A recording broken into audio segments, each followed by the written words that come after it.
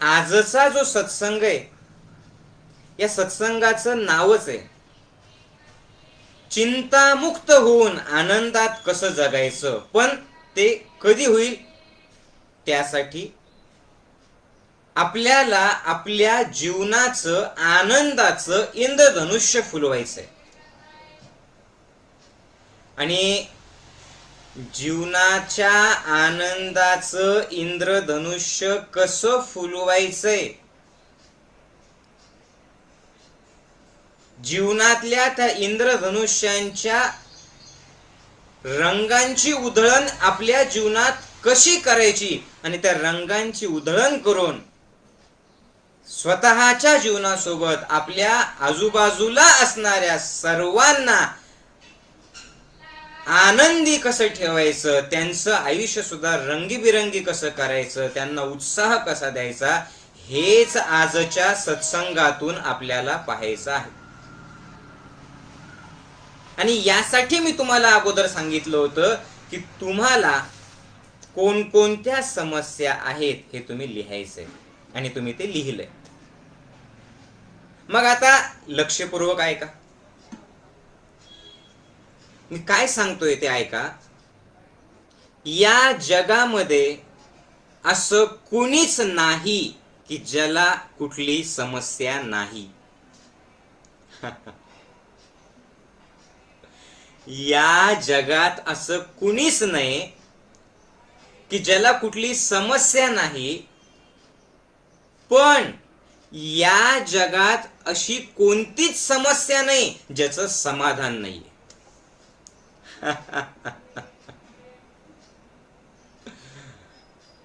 झालं ना. याचा अर्थच असा आहे की जे प्रॉब्लेम्स, ज्या अडचणी, ज्या फेज मधून तुम्ही आता जात आहात, प्रत्येक जण त्या फेज मधून जातोय. या जगातल्या प्रत्येकाला समाधान आहे, प्रत्येकाला समस्या आहे, पण प्रत्येक समस्येला सुद्धा समाधान आहे. याचा अर्थ जो प्रॉब्लेम आता तुम्ही वहीत लिहिलेला आहे तुमच्या जीवनात आहे, यस, त्या समस्येचं समाधान आज आपल्याला मिळणार. पण त्याच्याही पुढचा आहे का? जरी रिपीट होत असेल तरीही ऐका की जगात असा कुणीच नाही ज्याला समस्या नाही. अशी कुठलीच समस्या नाही ज्याचं समाधान नाही. पण असं कोणतंच समाधान नाही ज्याचं उत्तर बाहेर मिळतं, दुसऱ्यांकडे मिळतं. असं कोणतंच समाधान नाही ज्याचं उत्तर बाहेर मिळतं, दुसऱ्यांकडे मिळतं. तुमच्या सर्व समस्यांचं समाधान आणि सर्व समस्यांचे उत्तर फक्त तुमच्या आत, तुमच्या जवळ आहे. कुलपासोबतच चावी असते. एका दुकानातून कुलूप घ्यायचं आणि एका दुकानातून चावी विकत घ्यायची असं करू शकत नाही. एखाद्या कंपनीने जर समजा फक्त कुलपांचीच निर्मिती केली आणि चाव्या दुसऱ्यांकडनं घ्या म्हटले तर ती कंपनी चालेल का? नाही चालणार. समजतंय? बघा, समस्या सगळीकडे आहेत, पण तुम्ही तुमच्या आत असताल तर ती समस्या तुम्हाला जाणवतच नाही. मुळात समस्या असं काही नसतंच. तो जीवनाचा एक प्रवाह असतो. त्या प्रवाहासोबत आपल्याला व्हायचं असतं. जसं आता मी सत्संग घेतोय, आपला लाईव्ह सत्संग सुरू आहे आणि बाहेर काही भाजीवाले मंडळी भाजी विकतायत, गाड्या जात आहेत. थोड्या वेळाने कचऱ्यावाले येऊ शकतो. मग त्यांच्या भाजीचा भाजी घ्या भाजी म्हणण्याचा आवाज बघा, त्यांनी ऐकलं बहुतेक. भेंडीवाले, काकडीवाले.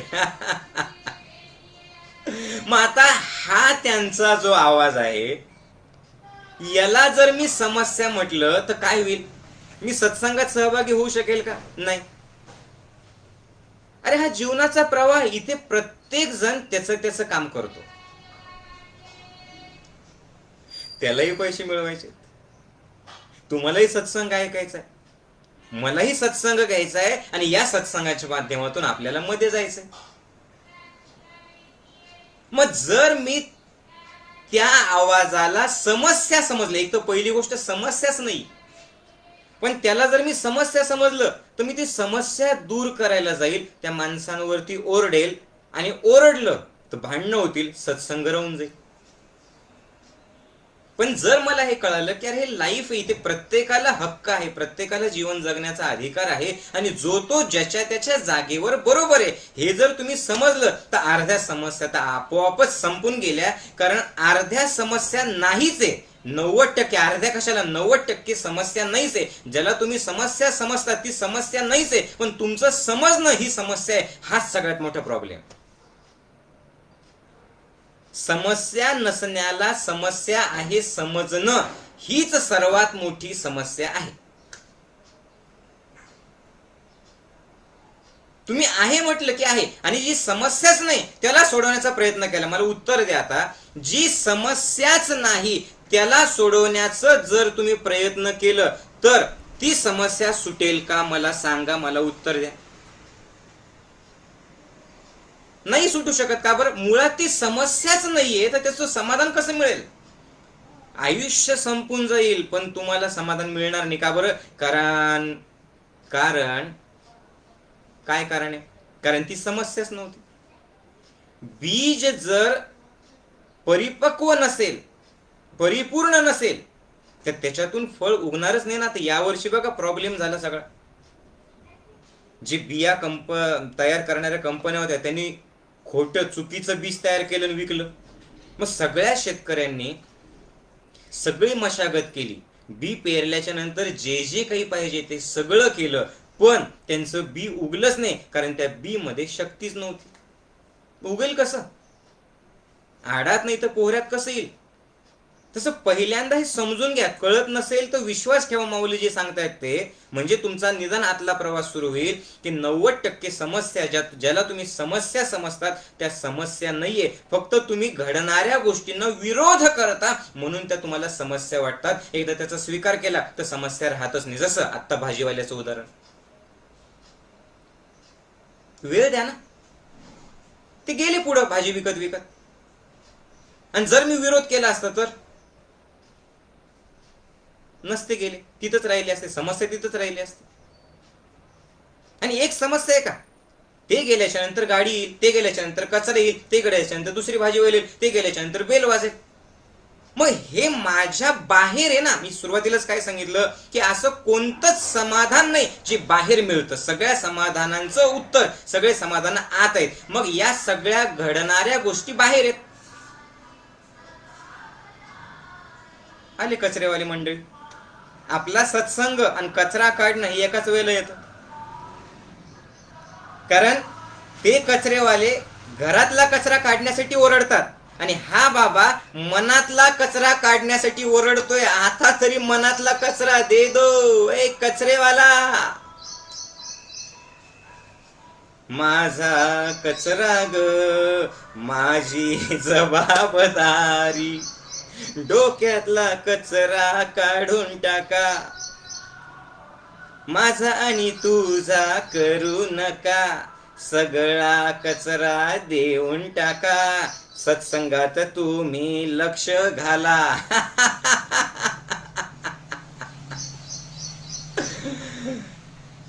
सत्संगच कशासाठी आहे? डोक्यातला, विचारांचा, मनातला सब कचरा दे दो, कचरेवाला आया है.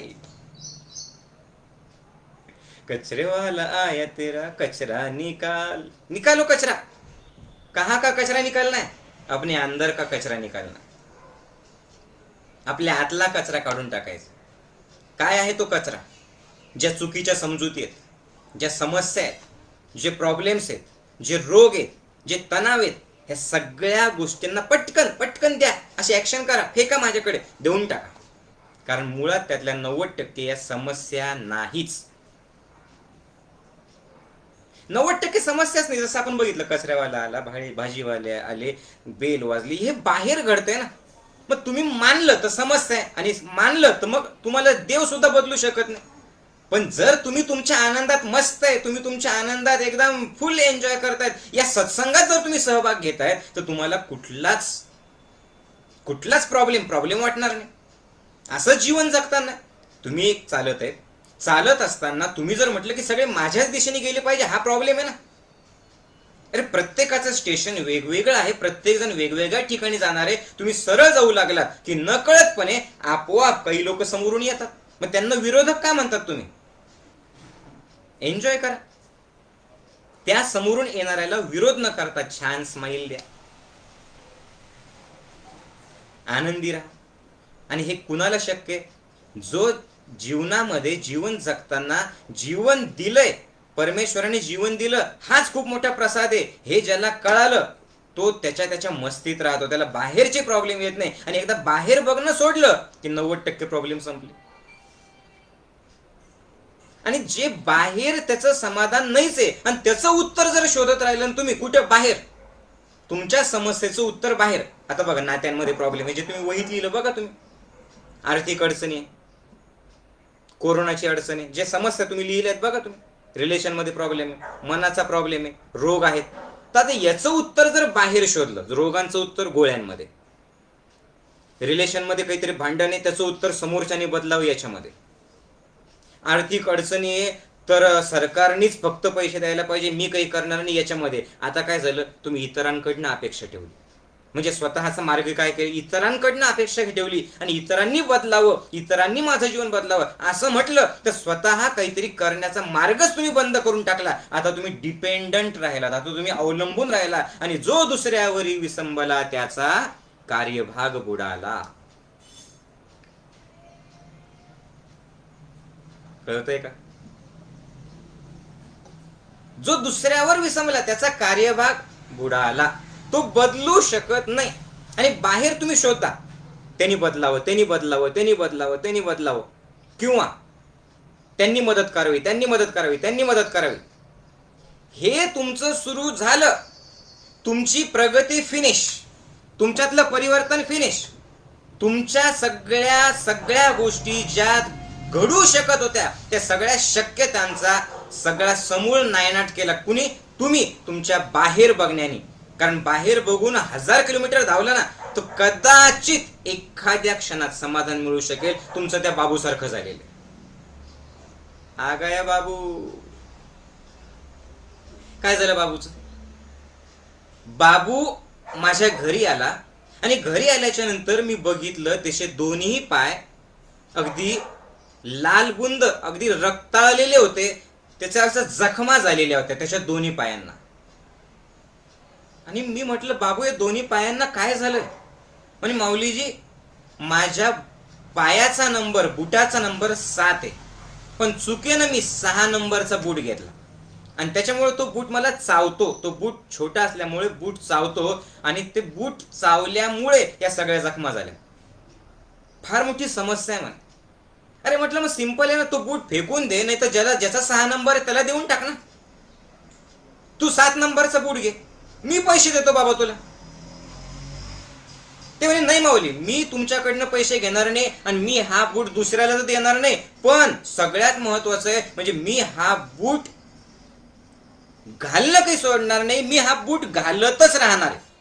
म्हटलं अरे बाबू तुला या बुटामुळे त्रास होतोय तरी सुद्धा तू तो बूट का घालणार आहे? म्हणे माऊलीजी तुम्हाला एक सांगू का, बूट घातल्याच्या नंतर ज्या वेळेला मी बूट घातल्याच्या नंतर ज्या वेळेला मी चालतो त्यावेळेला खूप दुखतं, दिवसभर खूप दुखत राहतं, पण ज्या वेळेला घरी येतो आणि तो बूट काढतो ना, हा काय समाधान वाटतं. म्हणून सांगू तुम्हाला माऊलीजी, तो जो बूट काढतानाचा क्षण असतो ना की आता माझ्या समस्येतून मी सुटलो आणि त्याच्यासाठी मी बूट घालतो. घ्या आता या महाशयांना तुम्ही येडं म्हणताल का शहाणं म्हणताल तुमचं तुम्ही बघून घ्या रे भाऊ. मग तुम्हाला असं बाबू सारखं राहायचं आहे का ते तुम्हीच बघा.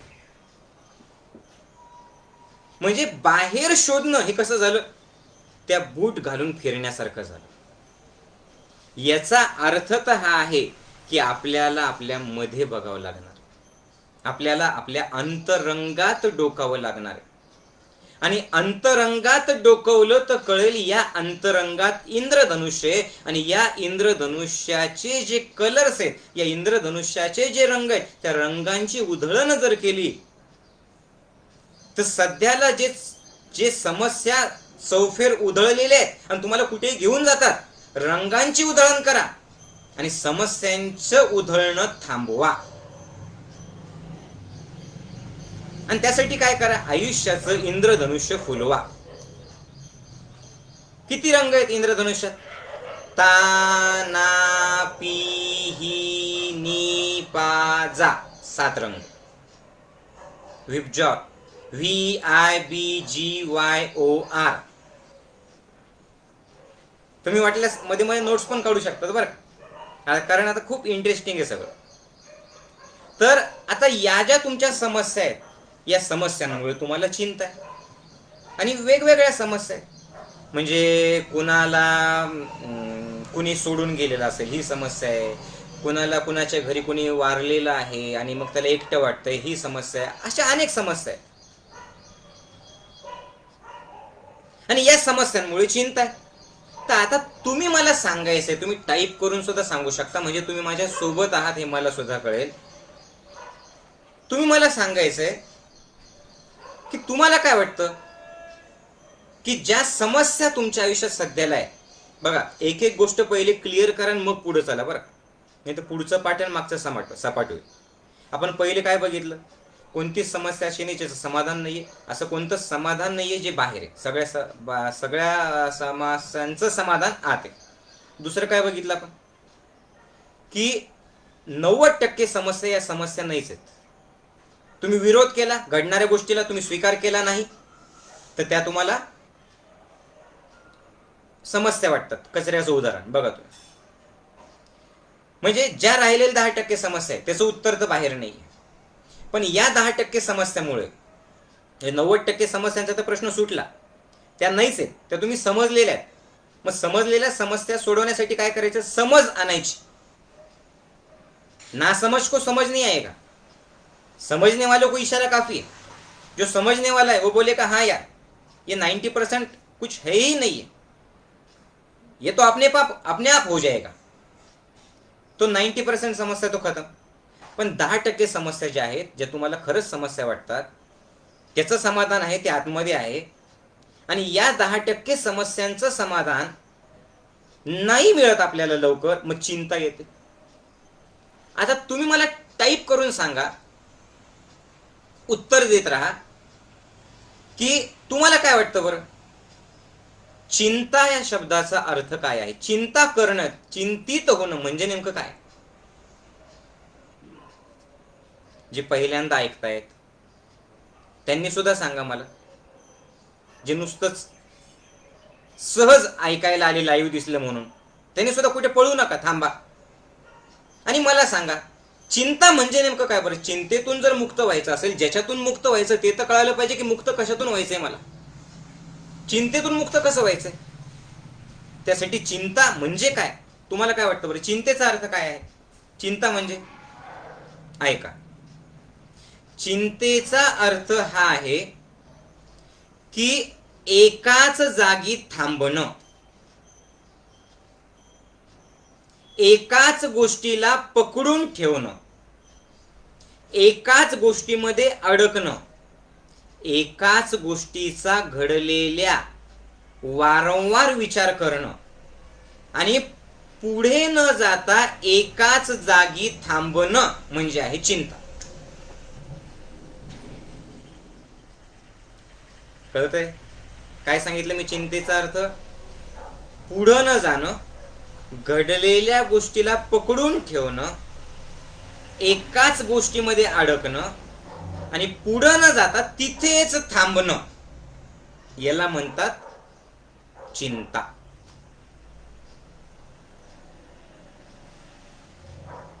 जर मी या बॉटलला पकडून ठेवलं आणि जर मी असं म्हटलं की ही बॉटल मला सोडत नाही, मला सोडत नाही, मला सोडत नाही, तर हे खरं आहे का? नाही.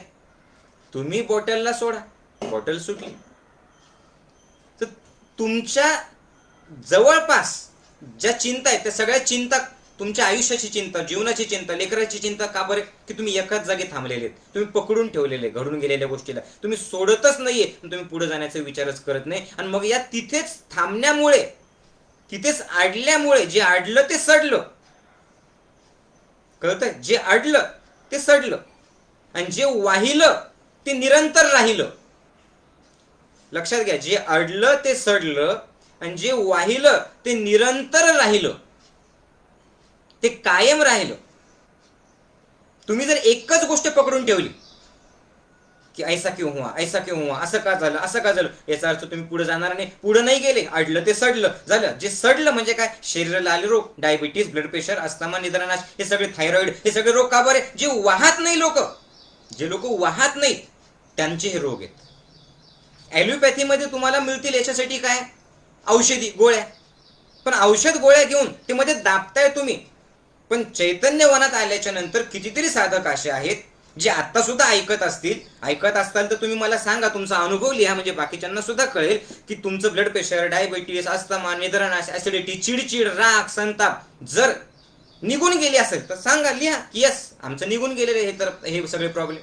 आणि गोळ्या सुद्धा घ्यायची गरज नाही. कारण चैतन्यवनात किंवा आपल्या शिबिरात ज्ञानयोगाच्या काय करतो आपण? गोळ्या देत नाही.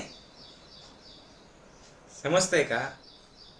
तुम्ही एका जागी थांबलेले आणि एका जागी थांबले आणि हालायलाच तयार नाही. आता हालायला तयार नाही, एका जागी थांबले तर तुमचं शरीर आखडणारच ना. मग आता ॲलोपॅथी काय करते? शरीर आखडलं ना, मग घ्या गोळ्या, मग आतून स्नायू शिथिल होतील. आता आतून स्नायू शिथिल होतील पण त्याचे दुष्परिणाम होतील ना, किडन्या खराब होतील ना. ज्ञानयोग काय आहे? ज्ञानयोग तुम्हाला आरसा दाखवतो की गोळ्या घेऊ नको, चल. ते आखडणं म्हणजे तुमचे सगळे रोग. गोळ्या घेऊ नको. आखडणं कशामुळे झालं ते बघ. हे जे शरीर आखडलेलं हे कशामुळे? की तू असाच बसलेला आहे. आता एक काम कर, हात हलव, पाय हलव, उठ तिथून, चल माझ्यासोबत, हास, नाच, रड, गा, एन्जॉय कर आयुष्य आणि चालायला लाग. जसं चालायला लागलं आपोआप स्नायू मोकळे. बरोबर आहे?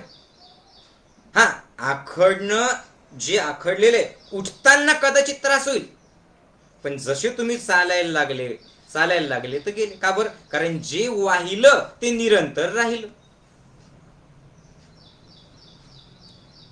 कळतंय सर्वांना?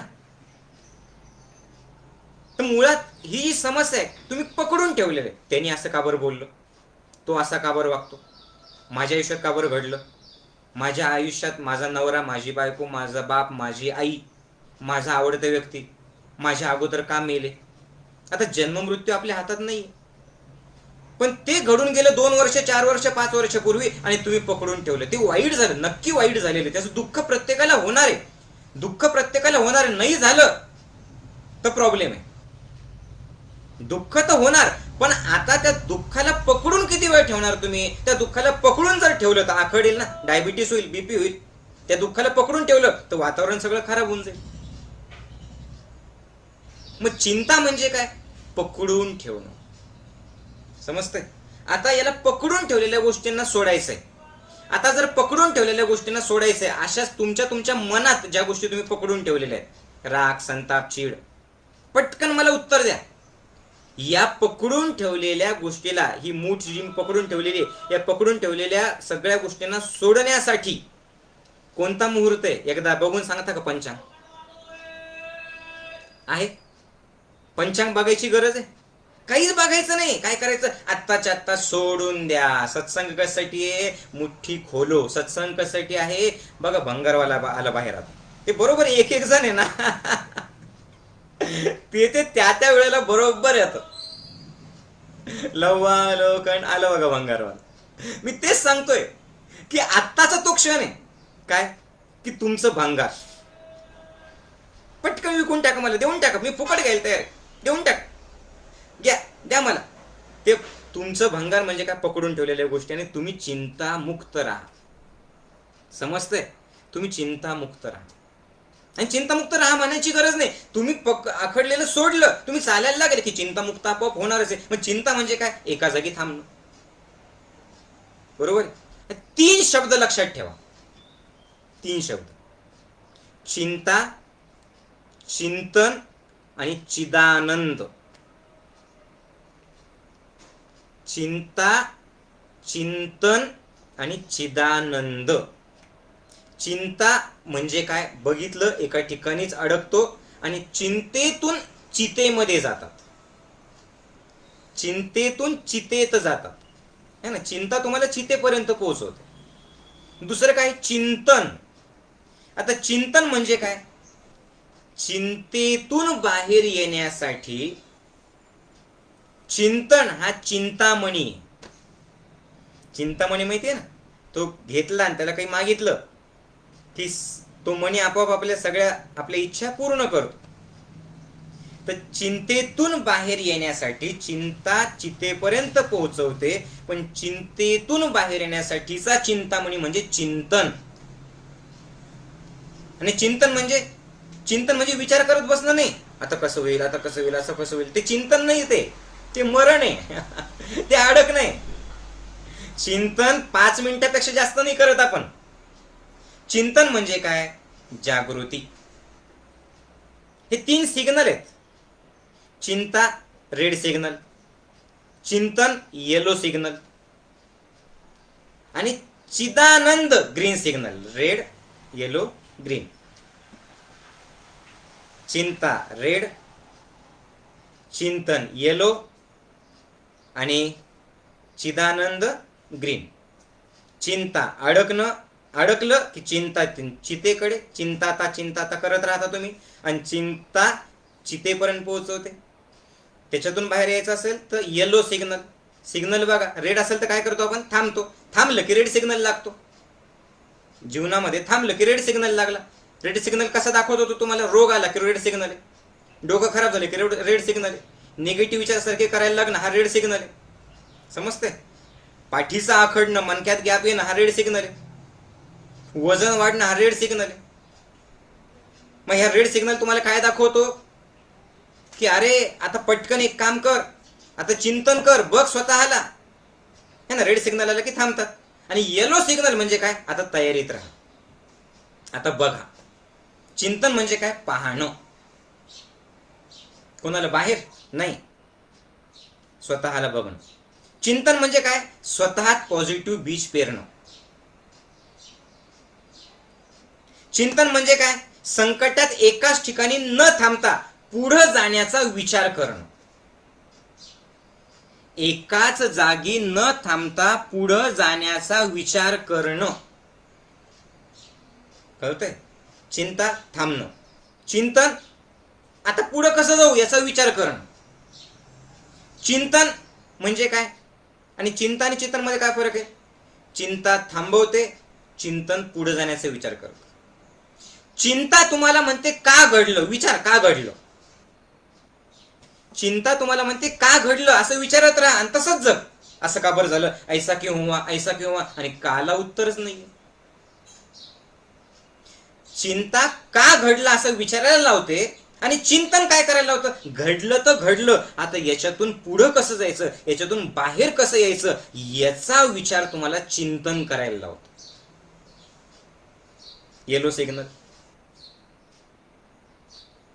की बघ, आता बघ की आता याच्यातून बाहेर यायचंय का. ज्या समस्या तुम्ही लिहिल्यात वहीमध्ये, पहिल्यांदा स्वतःला विचारा, बाहेर यायचंय याच्यातून का त्याच्यातच मरायचंय.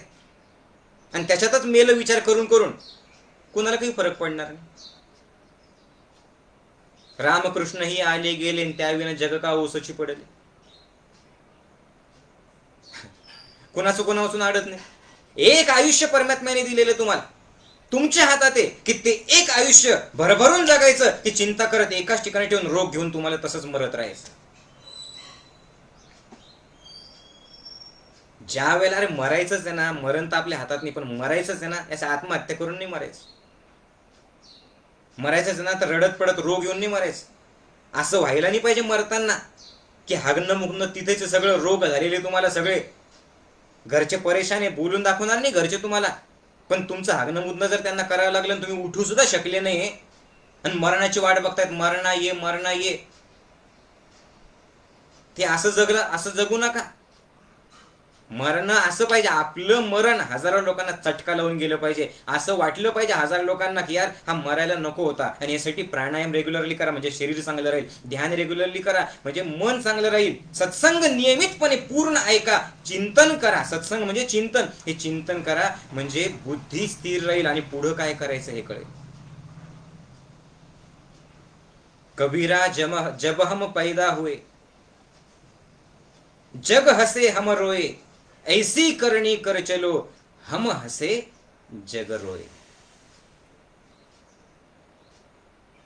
जन्म झाल्या झाल्या आपल्या रडण्याचा आवाज ऐकून सगळे लोक हसतात, पण जीवन असं जगा, जीवन असं जगा की ज्यावेळेस तुम्ही जाताल ना, तुम्ही हसत हसत गेलं पाहिजे आणि लोकांच्या डोळ्यात पाणी पाहिजे की नाही अरे हा नाही, हा पाहिजे मला. सध्याला असं जगतोय की जिवंतपणे म्हणतात की नसलं तर तुझ्यासोबत राहण्यापेक्षा मरण बरं आहे.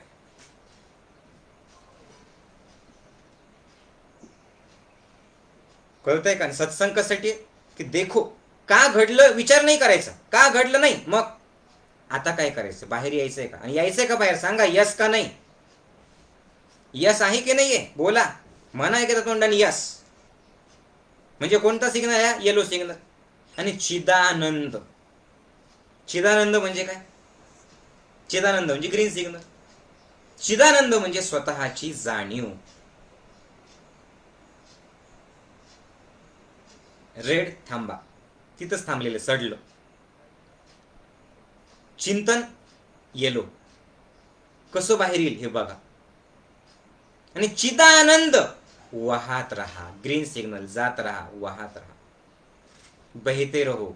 आणि जे वाहिलं ते निरंतर राहिलं. मग ग्रीन सिग्नल म्हणजे काय? स्वतःला बघणं की मी कोण आहे, मी कोण आहे. आणि सुरुवातीलाच मी जे सांगितलं की मी हात नाही, मी पाय नाही, मी कान नाही, मी अहंकार नाही, मी डोळे नाही, मी पुण्य नाही, मी पाप नाही, मी आहे कोण? चिदानंद रूपम शिवोहम शिवोहम. मी कोण आहे? सत प्लस चित प्लस आनंद. सत, चित आणि आनंद. सत म्हणजे काय? मी सत्य आहे. आणि सत्याचा अर्थ काय आहे? सत्याचा अर्थ हा आहे की जे 12 महिने 13 त्रिकाळ, जे 24/7 स्थळ काळ आणि वेळ याच्या पलीकडे जाऊन जे सगळीकडे सारखंच असतं, जे बदलत नाही, ते सत आहे. ते सत आहे. चित म्हणजे ते तुमच्या आत आहे, आणि आनंद म्हणजे ते आनंद स्वरूप आहे. कळतंय? सतचित आनंद. मी कोण आहे हे समजून तरी घ्या. मी कोण आहे? जे 24/7 बदलणार नाहीये. मी कोण आहे? जे स्थळ काळ आणि वेळ याच्या पलीकडे कुठे जरी गेलं तरी सुद्धा सेम राहणार. सेम राहणार म्हणजे भारतातही ते सेम राहील. कळतंय? अमेरिकेतही ते सेम राहील, आजही ते सेम राहील, 10,000 वर्षांनी ते सेम राहील. तो मी आहे, तो मी आहे. सत म्हणजे तो मी आहे जो नाही बदलणार. चित म्हणजे तो आतमध्ये, आणि तो कसा आहे? तो आनंद स्वरूप आहे. मग असं काय आहे बोला, चलो असं काय आहे जे सत प्लस चित प्लस आनंद आहे? चला आपण बघूयात. हा देह आहे का तसा? हा देह सच्चित आनंद आहे का? नाहीये. कारण लहान असताना हा देह एवढूसा होता, आता हा एवढा झालेला आहे. नगारा नगारा नगारा बजा. अजून 10 वर्षांनी तो अजून मोठा नगारा होणार आहे. लहान असताना देह तरुण होता, आता असा झालाय, आणि म्हातार झाल्याच्या नंतर जीर्ण होणार आहे. म्हणजे हा सेम आहे का? नाही. आणि सतची व्याख्या काय बघितली? काळ, वेळ आणि स्थळ सगळं सारखंच, म्हणजे देह नाहीये. मग याचा अर्थ देहाला दुर्लक्ष करायचं नाही. मग देह काय आहे? वाहन आहे. कशाचं वाहन आहे? गाडी घ्या आणि पोहोचा. कशासाठी? तुम्हाला जी जाणीव करून घ्यायची त्यासाठी. कुठली जाणीव करून घ्यायची आहे? कुठे जायचंय तुम्हाला? तुमचं स्टेशन काय आहे? तुमचं डेस्टिनेशन काय आहे? सच्चिदानंदापर्यंत पोहोचणं. मग सच्चित आनंदापर्यंत पोहोचणं आणि त्याची जाणीव करून घेण्यासाठी देह देवाने दिलेला आहे. देह देवाचे मंदिर. देह देवाचं मंदिर आहे. तुम्ही जर खरंच इंटरेस्ट घेऊन ऐकलं ना, हे ऐकतानाच असं एक पॉझिटिव्ह एनर्जी यायला लागते. काहीतरी नवीन मिळतंय, काहीतरी छान ऐकतोय आपण, आणि आपोआप ती सच्चिदानंद अवस्था तुम्हाला यायला लागते. हे होतंय की नाही होतंय? की जसं फूल उमलतं ना, जसं फूल उमलतं तसं आपोआप आपला आनंद वाढायला लागतो. काहीतरी एक नवीन जाणीव यायला लागते. जसं रात्रीच्या अंधारातून सकाळचा जो प्रकाश आहे तो प्रकाश यायला लागतो आणि आपोआप हळूहळू ते सगळं दिवस आपोआप उजाडायला लागतो. तसं सत्संग ऐकता ऐकता आपोआप त्या तमसाकडनं, तमसोमा ज्योतिर्गमय, तमसाकडनं, अंधाराकडनं प्रकाशाकडे जाण्याचा आपोआप अनुभव येतो. येतोय की नाही येत? मला तो येतोय. आणि हा अनुभव येत असेल तर yes, you are going on right path. तुम्ही बरोबर मार्गाला जाते. आणि जर तुम्हाला लोळत राहावंसं वाटत असेल, जेवता जेवता सत्संग ऐकतायत, इकडे तिकडे बघतायत, कंटाळा आला असेल तुम्हाला, याचा अर्थच आहे की यू आर नॉट लिसनिंग. तुम्ही ऐकत नाहीयेत. ऐकणं म्हणजे काय? श्रवण करणं. ऐकणं म्हणजे श्रवण, मनन आणि निधिध्यास. श्रवण म्हणजे ऐकणं, मनन म्हणजे त्याच्यावर विचार करणं, आणि निधिध्यास म्हणजे सत्संग ज्या वेळेला संपेल लगेच सोडून द्यायचं नाही. हा हा हिहू लगेच मजा लगेच बघा टीव्ही नाही. निधिध्यास म्हणजे रोज त्याचा अभ्यास करा, पुन्हा पुन्हा सत्संग ऐका. समजतंय? मग आपण काय बघितलं? हा देह सच्चित नाहीये. का बरं? हे चेंज होत आहे. बरं हा शर्ट आहे का सच्चिदानंद? नाही, कारण हे स्वतः जीर्ण होणार आहे. बरं आत्ताचा हा वेळ आहे का सच्चिदानंद? हा वेळ नाही, आता गेला गेला संपला. मग ऐसा क्या आहे सच्चिदानंद? जे पहिलेही होतं, आताही आहे, नंतरही राहणार. असं काय आहे? बोला. जे इथेही तेच आहे, अमेरिकेतही तेच आहे, पृथ्वीवरतीही तेच आहे, पृथ्वीच्या बाहेर गेले तरी तेच आहे. जे लाखो वर्षापूर्वीपासून आहे, जे आताही आहे, जे नंतर सुद्धा राहणार आहे. असं काय? ज्याच्यातून काढून टाकलं तरी ते तेवढंच राहतं, त्याच्यात टाकलं तरी ते तेवढंच राहतं, आणि जे अस्तित्वात डोळ्यांनी दिसत नसेल तरी सुद्धा ते तेवढंच राहतं. ओम पूर्णमदं पूर्णमिदं पूर्णात् पूर्णमुदच्यते पूर्णस्य पूर्णमादाय पूर्णमेवावशिष्यते. जे पूर्ण आहे, परिपूर्ण आहे, असं काय आहे? पैसे नाही, संपत आले आता लॉकडाऊन मध्ये. असं काय आहे? असं ते आहे जे तुमचं मूळ स्वरूप आहे, आणि ते मूळ स्वरूप म्हणजे आहे तुमची जाणीव. तुमची जाणीव घेऊन या शरीराला बघा. शरीर काय आहे? साधन आहे. जाणीव, जाणीव त्या साधनाचं, त्या गाडीचं, शरीर नावाच्या गाडीचं जाणीव, अवेअरनेस म्हणजे काय आहे? पेट्रोल आहे. या जाणीवेचं पेट्रोल या देहाच्या गाडीत टाका आणि चला, निघा. कुठे निघा? प्रवासाला. कुठल्या प्रवासाला? सच्चिदानंदाच्या. आणि सच्चिदानंदाचा प्रवासच किती सुंदर आहे. सगळ्या ताईच्या सत्संग ऐकतायत. खूप दिवसांनी माहेरी जायला भेटलं तर कशी ओढ असते की नाही? माहेरी जातानाचा प्रवास खासखळग्यांचा जरी असला तरी आपल्याकडे लक्षच नसतं. का बरं? फुल एन्जॉय करतो आपण. का बरं? मम्मीकडे जायचंय, आईकडे जायचंय, पप्पांकडे जायचंय, राखी पौर्णिमा आहे, दादाला राखी बांधायची आहे, भैया मेरे राखी को बंधन को. मजा असते की नाही? बस सेम असंच आहे. हा सच्चिदानंदाचा प्रवासच असा छान आहे की तुमचे डोळे चमकतात, तुमचं शरीर, तुमचं असं एक एनर्जी येते शरीरात, आणि काय करून काय नाही असं होतं. का बरं? जाणीव सोबत घेतली, देह सोबत आहे, चलो निकलो. आणि तो प्रवासाचं नाव आहे सत्संग. त्या प्रवासाचं नाव आहे ज्ञानयोग ध्यान शिबिर. त्या प्रवासाचं नाव आहे आपला संवाद.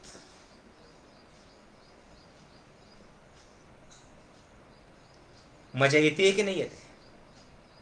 मग सतचित आनंद हा प्रवास करत राहायचा आहे. लक्षात घ्या, सतचित आनंद ही अवस्था आहे, ही वस्तू नाहीये. वस्तू आणि अवस्थेतला फरक लक्षात घ्या. कळतंय का? सच्चित आनंद ही वस्तू नाहीये, अवस्था आहे. वस्तू सेम तीच आहे, अवस्था प्रत्येक क्षणाला चेंज होत असते. आणि त्या अवस्थेवर जर लक्ष ठेवलं तर जीवनाची व्यवस्था नीट चालते. कळतंय? आणि ही जीवनाची व्यवस्था काय काय सांगितलं मी? सतचित आनंद ही वस्तू नाहीये तर अवस्था आहे. त्या अवस्थेसाठी ती अवस्था जर सतचित आनंद जी बदलत राहते, पण जागृती जाणीव जर असेल तर ती कंटिन्यू राहील. आणि जोपर्यंत सतचित आनंद अवस्था आहे तोपर्यंत जीवनाची व्यवस्था नीट चालते. आणि जीवनाची व्यवस्था नीट चालण्यासाठी आस्था पाहिजे. आस्था म्हणजे श्रद्धा, आस्था म्हणजे विश्वास, आस्था म्हणजे नुसतं हात जोडणं नाही, नुसतं जय गुरुदेव माऊली म्हणणं नाही. आस्था म्हणजे की यस, तुम्ही ज्या प्रवासाला मला घेऊन जातायत ना माऊली, मी तुमच्यासोबत यायला तयार आहे. चला. आईबाप जन्म देतील, शिक्षक पुस्तकी ज्ञान देतील, तुमचा मालक पगार देईल, तुमचे लेकरं तुम्हाला सहारा देतील, तुमचे मित्र तुमची साथ देतील. पण गुरु एक व्यक्ती अशी असतो की जो तुम्हाला जाणीव देईल. गुरु ही एक व्यक्ती अशी असते की जी तुम्हाला हाताला ओढून तुम्हाला सोबत जबरदस्तीने घेऊन जाईल की चल कुठे? सच्चिदानंद अवस्था. आणि या गुरुप्रती आस्था म्हणजे त्याचे पाय धुवायचे नाही. गुरुप्रती आस्था म्हणजे काय? माऊलीजी, तुम्ही जिथं घेऊन जातायत ना मला, मी तयार आहे, मी रेडी आहे, माझी आस्था आहे, माझा विश्वास आहे, चला चला बरं मला घेऊन. पुढे जाण्याची तयारी म्हणजे आस्था. कळतंय? आस्था असेल तर व्यवस्था राहील. व्यवस्था कधी राहील? जर तुमची अवस्था कुठली? सच्चिदानंद. आणि सच्चिदानंद अवस्था राहणं म्हणजे काय? सतत ही जाणीव करून घेणं, सतत हे जाणवणं, सतत हे रोज ऐकणं, रोज बोलणं, रोज पाहणं, रोज जाणणं. कटलं? चिदानंद रूपम शिवोहम शिवोहम. की हा देह जाणार आहे. घरातल्या कोणाकोणाचं गेलं असेल, घरातल्या कुणाचा देह जाणं म्हणजे स्वतःला ओळखणं. तो रेड सिग्नल की, हे बाबा आता ओळख, तू पण त्या मार्गावरती. आता देह जाण्याच्या आत, देह जाण्याच्या एक काम कर. देह जाण्याच्या आत परमेश्वरा, तुझं मूळ स्वरूप मला जाणीव करून घेऊ दे. तू जाण. आणि त्यासाठी काय पाहिजे? देहाची तिजोरी भक्तीचाच ठेवा, उघडदार देवा आता, उघडदार देवा. भक्तीचाच ठेवा. भक्ती म्हणजे काय? आस्था. भक्ती म्हणजे काय? Yes, I am ready Mauliji. Yes, I am ready. Please take me with you and I am ready to travel. मी तयार आहे प्रवास करायला. तुम्ही आहात? तयार आहात? हा जो आतला प्रवास सुरू आहे. आणि तुम्हाला जाणवेल की जसं जसं हा आतला प्रवास सुरू आहे ना, आपोआप हे ऐकता ऐकता ऐकता विचाररहित अवस्था येते. तुमच्या समस्यांना तुम्ही लिहिलेल्या विसरून सुद्धा गेलात. आपोआप ध्यान लागतंय. ध्यान म्हणजे काही डोळे बंद करून बसणं नाही. उलट ध्यान म्हणजे काय? डोळे कायमचे उघडणं, दृष्टी मिळणं, दृष्टिकोन मिळणं. यस, जगायचं कसं, सत्याची जाणीव होणं म्हणजे ध्यान. अजून तर सत्संग सुरू व्हायचं तर एवढं झालं आपलं. अजून तर जे ठरवलं ते मी काहीच बोललेलं नाही. हे तर उत्स्फूर्त आहे. हा जो सत्संग आहे ना, हा सत्संगाचा अर्थ काय? या सत्संगाचा अर्थ आहे की ऊर्जेच्या प्रवाहात वाहत राहणं. मी शून्य होऊन बसलोय आणि मी त्या सतचित आनंदाची अवस्था अनुभवतोय. आणि सतचित आनंदातून जे आपोआप होतंय, जे आपोआप वाहतंय, बस मी वाहतोय. तुम्ही फक्त माझ्या सोबत चला. आप साथ चलो.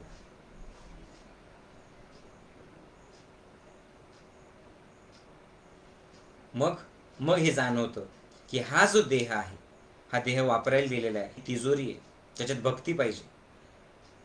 हे राहणार नाहीये, दुसऱ्यांचा गेला माझाही जाणार आहे. मग जोपर्यंत देह आहे तोपर्यंत या देहाने आपल्याला खूप काही करायचं. हे मी कशासाठी सांगतोय की चिंता केली तर चितेपर्यंत पोहोचता. चिंतन केलं, चिंतन म्हणजे काय, याच्यातून बाहेर कसं जायचं ते बघायचं. तर चिंतन केल्याच्या नंतर तन मन आणि धन स्वच्छ होतं. चिंतनाने तन मन धन स्वच्छ होतं आणि मग ते स्वच्छ झालं की हळूहळू असा प्रकाश दिसायला लागतो. कशाचा? सतचित आनंदाचा. हळूहळू एक वाट सापडायला लागते. कशाकडे जाणारी? सतचित आनंदाकडे जाणार. हळूहळू एक पाऊलवाट तयार होते सतचित आनंदाकडे. सच्चित आनंद म्हणजे काय? जायचं कुठे तुम्हाला? कुठेच नाही, कारण सतचित आनंद कुठे? तुमच्या आत आहे. ध्यान मार्ग आहे, सत्संग मार्ग आहे, माऊली एक फक्त मार्ग आहे, प्राणायाम एक मार्ग आहे, ध्यान एक मार्ग आहे. आणि जसं तुमच्या आत तुम्ही गेला, जसं तुमच्या आत तुम्ही प्रवेश केला, जसं तुम्ही स्वतःला पाहिलं की स्वतःला पाहिल्याच्या नंतर आपोआप तुम्हाला कळतं, तुम्हाला जाणवतं की माझे डोळे बंद आहेत तरी सुद्धा मी माझ्या देहाला बघू शकतो. म्हणजे पाहणारा या देहापासून वेगळा आहे, द्रष्टा या देहापासून वेगळा आहे. आणि द्रष्टा आणि देह वेगळा आहे हे जसं जाणलं तसं सतचित आनंद आपोआप आत यायला लागतो, आपोआप जाणवायला लागतो. सच्चित आनंद हे आपोआप घडायला लागतं. आपोआप तुम्ही स्थिर होतात, शांत होता.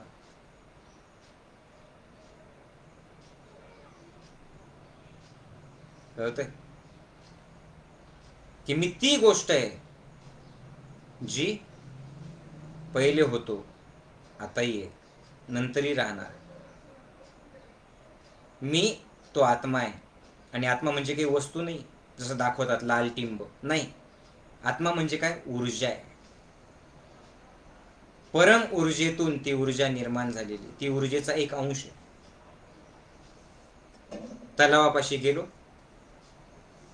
त्या तलावातून या बॉटलमध्ये मी तलावातलं पाणी आणलं. तो तलाव म्हणजे परमात्मा, अखंड पसरलेला आहे, असीम आहे, अनंत आहे. ही बॉटल म्हणजे जीवात्मा है ना. बॉटल वेगवेगळ्या आकाराचे असू शकतात, छोटी मोठी असे. माणसांचे देह वेगवेगळे, प्राण्यांचे देह वेगवेगळे. तर या जीवात्म्याने हा देह धारण केला. या जीवात्म्याने आत्म्याला आणि देहाला एकत्र केलं. कळतंय? मरण म्हणजे काय? म्हणजे देह इथून घेतला इथंच गेला आणि यात ही जी एनर्जी आहे जीवात्म्याने घेतलेली. मरण म्हणजे काय? हे पाणी काय करायचं? जीवात्मा काय करतो? हे पाणी घेतो आणि पुन्हा त्या तलावात ओतून देतो, पुन्हा त्या तलावात ओतून देतो. आणि मग हा जो जीवात्मा राहिलेला, ही जी बॉटल राहिलेली आहे, ही काय करते? पुन्हा नवीन देह धारण करण्यासाठी, पुन्हा नवीन देह धारण करण्यासाठी थोडीशी वाट बघते आणि नवीन देह धारण करते. कुठला देह धारण करेल ती? तुमच्या कर्मानुसार देह धारण करेल, तुमच्या विचारानुसार देह धारण करेल.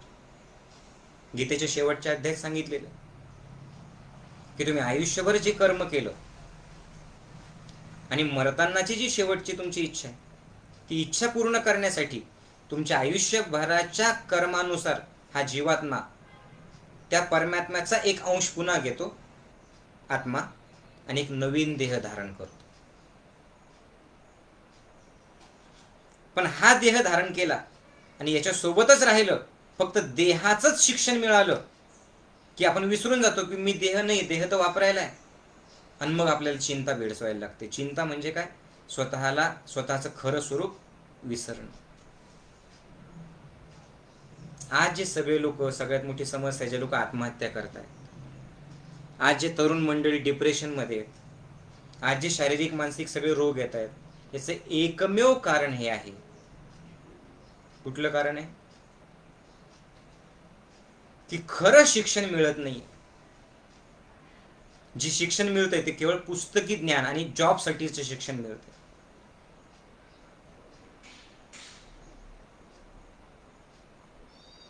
आणि ते जॉबसाठीचे शिक्षण घेतल्यावर तो जॉब तर घेतो, पण तिथे एवढा मॉब असतो, मॉब म्हणजे गर्दी एवढी असते की आतमध्ये जाण्याचा तुमचा नॉब बंदच राहतो आणि तुम्ही आतमध्ये जाऊ शकत नाही.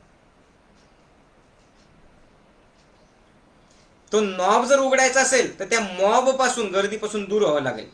आणि त्यासाठी जॉबचं शिक्षण नकोय, त्यासाठी जॉयफुल शिक्षण पाहिजे, आनंददायी शिक्षण पाहिजे. त्यासाठी आतमध्ये जाणारे शिक्षण पाहिजे. आणि हे आतमध्ये जाणारे शिक्षण म्हणजे सत्संग. म्हणून लहान लेकरांना सुद्धा जरी नाही कळालं ना, त्याला म्हणा बैस माझ्यासोबत सत्संग आहे, कारण हे कानावरती पडणं आवश्यक आहे. हे कानावर पडणं आवश्यक आहे. कारण जे कानावर पडतं तसे तुम्ही बनतात. तुमच्यावर जे संस्कार होतात तसे तुम्ही बनतात. अनेक गुन्हे तुम्ही बघा, लहान लहान लेकरांनी सुद्धा गुन्हे केले आणि त्यांना विचारलं कसे गुन्हे केले तू, त्यांनी सांगितलं आम्ही टीव्हीतली ती खुनाची सिरियल बघितली ना आमच्या डोक्यात त्या. म्हणजे काय केलं त्यांनी? बीज टाकलं ते. तर जर केवळ वस्तूंचंच शिक्षण मिळालं तर माणसं वस्तूंसारखे होतात. सत्संग म्हणजे आत्मिक शिक्षण. कळतंय? मौन, चेहऱ्यावरचं स्माईल, शांतता, स्थिरता. आणि याच्यासाठी सुद्धा ना आस्था, इंटरेस्ट पाहिजे ऐकण्याचा. चला मूळ विषयाकडे वळूया आपण. तर हे एवढं सगळं जर असेल, काय काय? चिंतेकडनं चिंतनाकडे, चिंतनाकडनं सतचित आनंदाची जाणीव जर झाली, ते इंद्रधनुष्य फुलतं. इंद्रधनुष्य कसं फुलवायचं? वही पेन घेऊन तुम्ही लिहू शकता. 7 गोष्टींची जाणीव करून घ्यायची. ती 7 गोष्टींची जाणीव कशी करायची? ऍक्च्युअली हा सत्संग खूप मोठा होऊ शकतो नेहमीप्रमाणे, थोडक्यात सांगतो मी. 7 रंग, इंद्रधनुष्याला 7 रंग आहेत, तसे आपल्या आयुष्याचे इंद्रधनुष्याचे सुद्धा 7 रंग आहेत. रंग कुठले कुठले आहेत सांगा? ता, ना, पी, ही, नी, पा, जा. आता ता म्हणजे कोणता रंग आहे? आणि इंग्लिशमध्ये उलट आहे बघा. ताना, पिही, निपा, जा. आणि इंग्लिशमध्ये उलट आहे, विबजॉर. व्हायलेट म्हणजे उलट्या उलट्या क्रमाने त्यांनी घेतलेलं आहे. Violet, Indigo, blue, green. तर आपण हे दोन्ही कलर बघणार आहोत. वाटल्यास तुम्ही वहीमध्ये लिहा ता, ना, पी, ही, नी, पा, जा. आणि इकडे लिहा V, I, B, G, Y, O, R, VIBGYOR. V म्हणजे व्हायलेट, आय म्हणजे इंडिगो म्हणजे पांढरा थोडासा. तर आता बघा, आता मी सुरुवात करतो. इंद्रधनुष्य कसं फुलवायचं आनंदच. तर पहिलं काय आहे? ता. या एक एक रंगाची जाणीव करून घ्यायची आपल्याला. ता म्हणजे काय? मराठीत जर आपण बघितले इंद्रधनुष्याचे रंग, ता म्हणजे तांबडा. आणि इंग्लिश उलट आहे. व्ही म्हणजे काय? व्हायोलेट. आता याला मी कसं जोडलेलं लक्षात घ्या बरं काय, फार इंटरेस्टिंग आहे. म्हणजे इंग्लिशमधून व्ही ते घ्या, पहिला रंग. आणि मराठीमधला ता हे घ्या. ता आणि व्ही. हे ता आणि व्ही तुम्हाला स्वतःची जाणीव करून घेणार आहे. म्हणजे काय? ता म्हणजे काय? ता म्हणजे ताकद ओळखा आणि ताण घेऊ नका. ता फॉर ताकद ओळखा स्वतःची आणि ताण घेऊ नका. तुम्ही जे स्वतःला समजता मी काहीच करू शकत नाही, मैं कुछ नहीं हूं, मैं कुछ नहीं हूं, मला तर काहीच येत नाही, पहिल्यांदा ओळखा, ताकद ओळखा.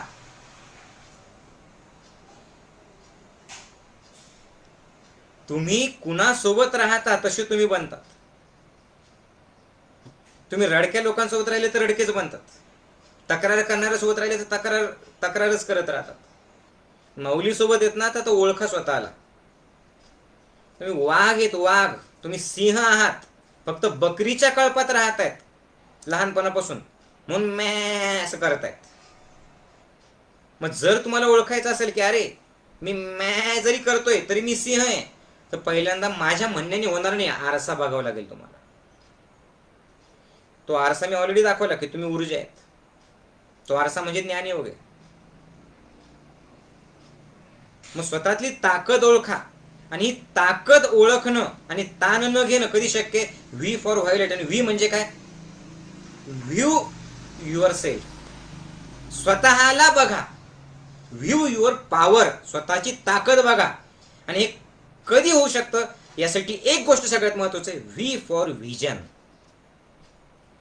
आयुष्यात तुमचं काही व्हिजन आहे का? आयुष्यात तुमचं काही व्हिजन आहे का? व्हिजन म्हणजे काय? काही दृष्टिकोन आहे का? स्वतःतल्या ताकदीची जाणीव त्याच वेळेला होती ज्याच्या आयुष्यात काही व्हिजन आहे, दृष्टिकोन आहे. आणि व्हिजन म्हणजे काय? जे तुम्ही सहज करू शकता त्याच्यापेक्षा काहीतरी अजून जास्त करण्याची तीव्र इच्छाशक्ती आणि इच्छाशक्ती आणि कृती. व्हिजनचा अर्थ आहे दूरदृष्टिकोन. व्हिजनचा अर्थ आहे स्वतःपुरता विचार न करता या जगाचा विचार करणं. कळतंय? असे हजारो व्हिजन असलेले लोक. V for vision. आणि ता म्हणजे ताकद ओळखा. व्हिजन ठेवलं की ताकद ओळखली गेली. प्रत्येकाच्या आयुष्यात प्रॉब्लेम आहे, समस्या आहे. छत्रपती शिवाजी महाराजांच्या आयुष्यामध्ये त्यांना शहाजी राजे सोडून गेले. एक वेळ अशी आली की मातोश्री जिजाबाई त्यांना सोडून गेल्या, जिजामाता सोडून गेल्या. पण त्यांचं व्हिजन होतं. व्हिजन म्हणजे काय? जे सहज नाहीये ते शक्य करणं. आणि फक्त माझ्यासाठी नाही, दुसऱ्यांसाठी जगणं. आपोआप छत्रपती शिवाजी महाराजांना ताकद दिली. ते एक प्रतीक आहे. भवानी मातेने तलवार दिली, हे प्रतीक आहे. ती भवानी माता, ती भवानी माता म्हणजे काय हो? भवानी माता म्हणजे तुमच्यामध्ये असलेली आदिशक्ती. आणि त्या आदिशक्तीची जागृती कधी होते? ज्या वेळेला तुमचं व्हिजन असेल. छत्रपती शिवाजी महाराजांचं व्हिजन स्वतःसाठी होतं. काय म्हटले ते?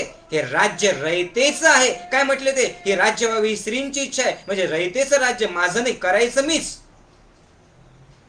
पण जनतेचं श्रेय घ्यायचं. मग तुमच्या आयुष्यात असं काय व्हिजन आहे हो तुमचं? काय तुमचं व्हिजन?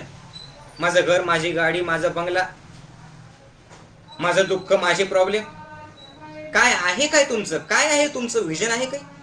जगायचं नाही, एक दिवशी मरून जायचं, कोणाशी काही घेणं देणं नाही. काय घेतली तुम्ही जबाबदारी?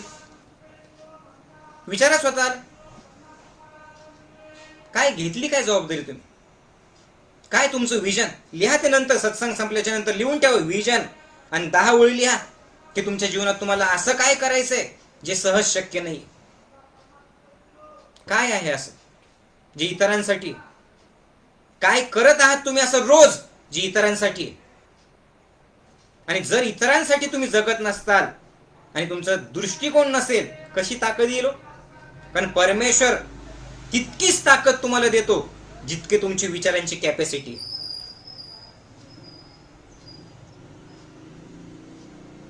जन्मत आहे सगळेच लोक, मग छत्रपती शिवाजी महाराज असो किंवा जगातले कुठलेही महापुरुष असो, हे जन्मतः लहान बाळच होते. 2 हात, 2 पाय, 2 डोळे, हे सगळ्यांना सारखंच दिलं होतं. पण इथले आई बापांनी जे ऐकतायत ना, हे त्यांनी लक्षात ठेवा की आमच्या घरात छत्रपती शिवाजी महाराज जन्माला यायला पाहिजे असं जे बोंबलतायत ना तुम्ही, हे बोंबलून होत नाही. त्यासाठी जिजामाता बनावं लागतं, त्यासाठी शहाजी राजे बनावं लागतं. आहे का तुमची तयारी?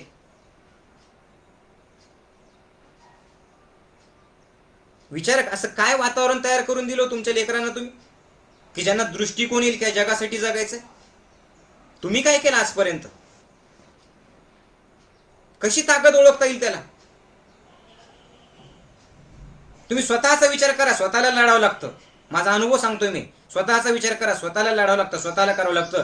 तुम्ही 10 लोकांचा विचार करा, 10 लोक तुमच्या सोबत असतात आणि हे विश्वाची माझे घर हे शिक्षण जर दिलं तर हे विश्वातले सगळे लोक तुम्हाला सपोर्ट करतात.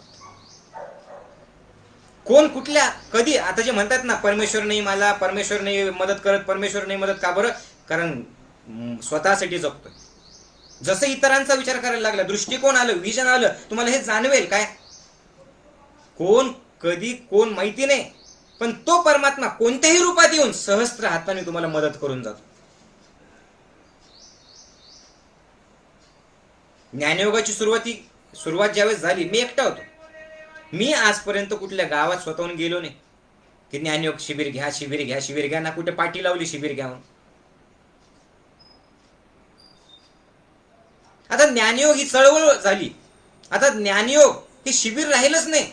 आता ज्ञानयोगाचा योग मनामध्ये आला, मनामध्ये आला आणि जनमानसाची चळवळ झाली. आता मी जरी घरी बसून राहिलो, आता मी 4 महिने शिबिरच घेतलं नाही ज्ञानयोगाचं. मी माझं एन्जॉय करत होतो. लोकांनी इतकं मला टॉर्चर केलं, तुम्ही शिबिर घ्या, तुम्ही शिबिर घ्या, तुम्ही शिबिर घ्या, तुमचे 4 महिने तुम्ही असे घालवले, आम्हाला का देत नाही? शेवटी आता शिबिर डिक्लेअर करावं लागलं मला. आता परवा 5 तारखेला ऑनलाईन शिबिर आहे आपलं झूम ॲपवरती. तेही मी ठरवलेले की पुढचं घेईल की नाही माहिती नाही, एक घेतो बस, ज्यांना खूप आवश्यकता आहे त्यांनी करा ते. पण हे काय सांगतोय मी, हे जे लाखो लोक जोडले गेले, म्हणजे आपल्या ज्ञानयोगाच्या माध्यमातून 1 कोटीपेक्षाही जास्त लोक या सकारात्मक विचारांशी जोडले गेलेले. मग सुरुवात करताना मी ठरवलं होतं की 1 कोटी लोक मिळवायचे म्हणून.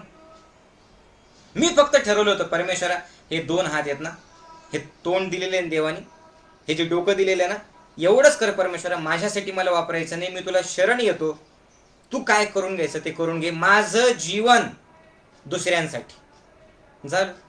आता ज्ञानयोग ही अशी चळवळ आहे की माऊली असो किंवा नसो ही चालत राहील. आणि मी जरी बसून राहिलो तर लोक मला टोचत राहतात, बसू देत नाही. आणि आता लोकच सांगतात की माऊलींसोबत चल, शिबिर कर, ज्ञानयोगाचं शिबिर कर. आणि आता लोकच हे पुढे नेत आहेत. आता मला करण्याची गरजच नाही. का बरं? आता माझी एकट्याची ताकद वापरायची गरज नाही. का बरं? लाख लोकांची ताकद माझ्या सोबत आली. कशामुळे आली? कारण मी त्यांना ताकद दिली. कशातून ताकद दिली? मी WWE चा फायटर आहे. कशातून ताकद दिली? ताकद फक्त पुढच्या रंगातून दिली, पुढच्या रंगातून. ता म्हणजे ताकद ओळखा, व्ही म्हणजे विजन ठेवा. विजन ठेवण्यासाठी काय पाहिजे? वर्सटाईल पाहिजे. वर्सटाईल म्हणजे सगळे कामं तुम्ही करू शकले पाहिजे. तुम्ही गाणे म्हणू शकले पाहिजे, तुम्ही नाचू शकले पाहिजे, तुम्ही स्थिर राहू शकले पाहिजे, तुम्ही ध्यान करू शकले पाहिजे, तुम्ही लहान बाळासारखं राहिले पाहिजे. वर्सटाईल व्हा, वर्सटाईल. जे जे जे मिळालं ते काम करा, जे आवश्यक आहे ते काम करा. आणि हे कधी शक्य? इतरांना ताकद देणं कधी शक्य? त्यासाठी ना म्हणजे नारंगी रंग. ना म्हणजे काय? नाहीला नाही म्हणा आणि हो पासून सुरुवात करा. ताकद कधी येईल? नाहीला नाही म्हणा आणि हो पासून सुरुवात करा. आणि इकडे इंग्लिश शब्द काय? वी. आय म्हणजे इंडिगो. आय म्हणजे काय? I can, I will. Yes, मी शक्य. I am possible. इम्पॉसिबल काही नाहीच आहे. I am possible, I can do it. I am, who am I, मीचा शोध घ्या. आणि यस, मीचा शोध घेतल्यावर आय कॅन डू एनिथिंग. कळतंय मराठी आणि इंग्लिश? मराठी रंग ना, इंग्लिश रंग इंडिगो. ना म्हणजे नाहीला नाही म्हणायचं. ताकद कशी दिली मी? प्रत्येकाच्या तोंडामध्ये, मनामध्ये, कणाकणामध्ये एकच शब्द दिलेला आहे, यस यस यस यस. अरे आपले साधकांचे पोरं बघा, लहान लहान, आणि इतर पोरं बघा, अरे एका क्षणात फरक कळतो. 2-2 वर्षाचे आपले साधकांचे पोरं आहेत ना, आईबाप जर करायला लागले काही, अरे हे शक्य नाही, ते 2-2 वर्षाचे पोरं शिकवतात, ए मम्मी ओ बाप्पा, माऊलीने काय सांगितलं, यस म्हणा, आणि ते यस यस यस यस म्हणत नाचत राहतात. यस म्हटलं आणि लोकांना ताकद दिली, आणि आता मला काही करायची गरज पडली नाही. नाहीला नाही केलं ना की ताकद आपोआप मिळाली. मी फक्त लोकांना सांगितलं हो म्हणा, हो म्हणा, हो म्हणा, तुमच्याकडे सगळं काही शक्य आहे. मी फक्त पॉझिटिव्ह बोलत गेलो, पॉझिटिव्हिटी लोकांना दिली, आणि जे तुम्ही देता त्याचे 100 पट परत मिळतं. तुम्ही लोकांना दुःख द्या, तुम्हाला मिळणार. तुम्ही लोकांना त्रास द्या, तुम्हाला तेच परत मिळणार. तुम्ही लोकांबद्दल वाईट विचार करा, 100 लोक वाईट विचार करणार. तुम्ही लोकांना यस यस यस म्हणायला शिकवा. तुम्ही लोकांना पॉझिटिव्हिटी द्या. अरे तुम्ही नुसता कुणी रडत असेल ना, काही करू नका, तो थोबाड घेऊन तिथं ते टीव्ही समोर पडलेले आहेत ना, त्याच्याऐवजी जा जरा आणि एखादा दुःखी व्यक्ती आहे ना, त्याच्या पाठीवरून हात फिरवा, नुसतं एवढं म्हणाव, मी तुझ्या सोबत आहे, सगळं चांगलं होईल.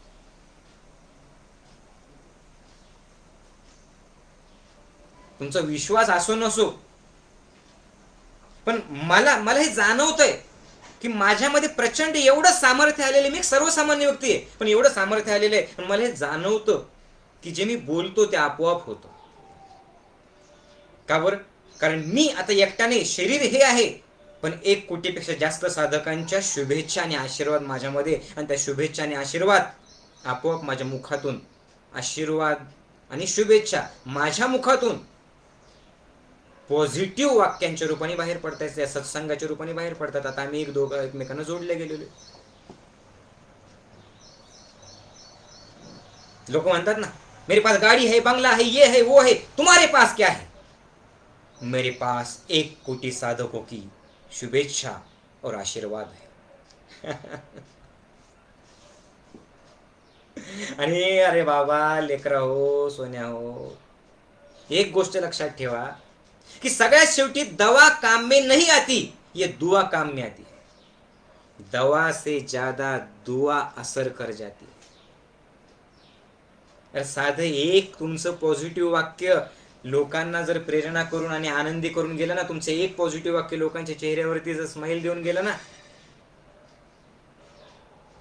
तर त्याच्यातून अशी ताकद मिळते जी पैशातून मिळत नाही. मी एक साधं उदाहरण सांगतो. कदाचित ते तुम्हाला खूप सर्वसाधारण वाटेल, कारण तुम्ही ते अनुभवलं नाही. मी तुम्हाला सांगतो. मी सहज एका भाजीवाल्याकडनं, फळ आणि भाजीवाल्याकडनं, की फळ आणि भाज्या विकत घ्यायला गेलो होतो. ती व्यक्ती मुस्लिम होती.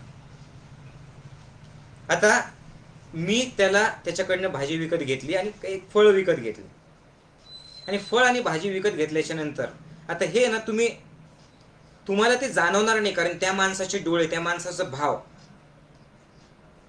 ते शब्द मला आजही अशी इथे जाणवतात. तर तो माणूस एक त्रागा, त्याला ते दिवसभर तिथं उन्हात उभं राहून राहून ते विकून विकून चेहरा असा त्याचा झालेला. तर मी त्याला पैसे दिले, त्याने मला ते वस्तू दिल्या, आणि त्याने, आता प्रत्येकाला आपण विचारतो की और क्या चाहिए, और कुछ चाहिए? तर मी फक्त एवढं केलं, त्याचा हातात हात घेतला आणि म्हटलं, बस और कुछ नहीं चाहिए, देना है तो बस दुआ दे दो. आता ही खूप सर्वसाधारण गोष्ट आहे, पण धर्माने ती व्यक्ती मुस्लिम, पण ज्या वेळेला माझ्या तोंडून असं निघालं, एकत्व आपोआप आलं. तो हिंदू का मुसलमान, तो बुद्ध का ख्रिश्चन, हे राहतच नाही. मग त्या व्यक्तीने इतक्या मनापासून माझा हात पकडला, आणि त्याचं पहिलं वाक्य होतं, मी अतिशयोक्ती करत नाही, मी खोटं बोलत नाही, जे घडलं ते जसंच्या तसं सांगतो. त्या माणसाच्या डोळ्यात खळकण पाणी आलं. त्याने माझा हात पकडला, बोले अब तक मुझसे इतनी अच्छी बात किसी ने भी की नहीं. बोले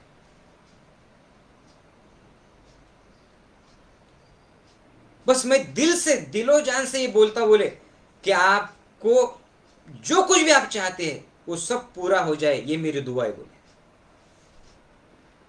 मी काय करायला गेलो तिथे? भाजी घ्यायला. काय घेऊन आलो भाजी सोबत? दुआ, आशीर्वाद. आणि काय दिलो मी त्याला? काय दिलं त्याला? एक छोटासा शब्द, बस आपकी दुआ. पॉझिटिव्ह शब्द.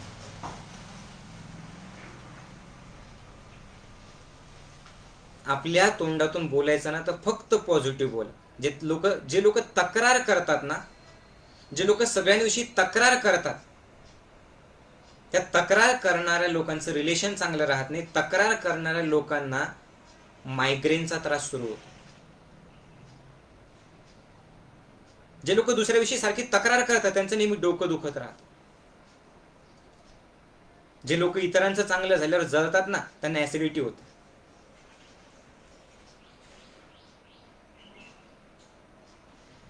खरंच असं आहे. जे लोक फक्त स्वतःसाठी जगतात, स्वतःसाठी माझं माझं माझं माझं, आपोआप त्यांना थायरॉइड, बीपी, डायबिटीस हे व्हायला लागतं. आणि एकदा तुम्ही हे ऐकून होणार नाही, एकदा तुम्ही असं म्हणून तर बघा, म्हणा ना, येस माझं आयुष्य इतरांसाठी, आपोआप ते सगळे दुखणे दूर होतात. आणि मी का सांगतो एवढ्या आत्मविश्वासाने, कारण वनात हे अनुभवलेलं आहे. इंद्रधनुष्य फुलवतोय आपण, तांबडा, ताकद ओळखा. त्यासाठी काय पाहिजे, विजन ठेव. ना ना म्हणजे काय, नाहीला नाही म्हणा, येस पासून सुरुवात करा. आणि येस म्हणजे काय, येस म्हणजे काय, I can do anything. Indigo Indigo म्हणजे काय, आय कॅन डू एनिथिंग. आणि आय कॅन डू याच्यासाठी काय करा, इन्स्पिरेशनल बोला, म्हणजे प्रेरणादायी बोला, आणि इन्स्पिरेशन इतरांना देत राहा. कळालं? पुढच्या रंगाकडे जाऊ. ता ना पी. आता हे खूप महत्वाचं आहे बरं का. इकडे येतं पी, ता ना पी, आणि इकडे काय येतं, VIB. बी म्हणजे ब्ल्यू. आता बघा, पी म्हणजे काय, तुझ्या सगळ्या दुःखांना पिऊन टाक. बी म्हणजे काय, ब्लर युअर सॉरो. कळतंय? दुःखांना पिऊन टाक. दुःख हा सुखाचा अविभाज्य घटक आहे. दुःख हा जीवनाचा अविभाज्य घटक. पण याचं उत्तर सुद्धा 2500 वर्षापूर्वी भगवान बुद्धांनी दिलेलं आहे. त्यांनी सांगितलं जीवनाचं सत्य, 4 सत्य सांगितलं त्यांनी. काय, दुःख आहे. पण पुढे काय सांगितलं, दुःख आहे, दुःखाचं कारण आहे. पण तिसरी गोष्ट त्यांनी सांगितली की दुःख मुक्तीचा उपाय आहे. हे भगवान बुद्ध अगोदरच सांगून गेलेले. मला दुःख नकोय, मला दुःख नकोय, मला दुःख नकोय. नाही, शक्य नाही. रस्त्याने चालतायत, गड्डे लागणार. सत्संग घेतायत, बघा गाडीचा आवाज येणार आहे कचऱ्याचा. जीवन जगणारे, दुःख आहे. प्रकाश आहे तर अंधार आहे, सुख पाहिजे तर दुःख आहे.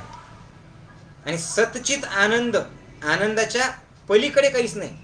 सुखाच्या विरुद्ध दुःख आहे, आनंदाच्या विरुद्ध दुःख नाही. आनंद आणि दुःख असं नाही, सुख आणि दुःख. आनंद त्याच्या विरुद्ध काय, काहीच नाही, परमानंद, चिदानंद. दुःखाला पिऊन टाका, सहन करा, पिऊन टाका, तो जीवनाचा भाग आहे. ब्लर म्हणजे काय, चित्र ब्लर होतं बघा, अस्पष्ट होतं.